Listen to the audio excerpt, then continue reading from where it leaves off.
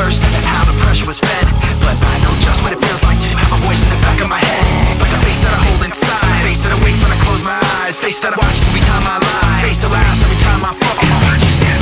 So I know that when it's time to sink or swim, the face inside is hearing me right underneath my skin. It's like a paranoid looking over my back. It's like a whirlwind inside of my head. It's like I can't stop what I'm living within. It's like the face inside is right beneath my skin. I know I've got a face in me, points out all my mistakes to me. You got a face on the inside too, your paranoia is probably worse. I don't know what set me on first, but I know what I can't stand. Everybody acts like the fact of the matter is I can't add up to what you can. But everybody has a face that they hold inside, face that awakes when I close my eyes, face that watches every time they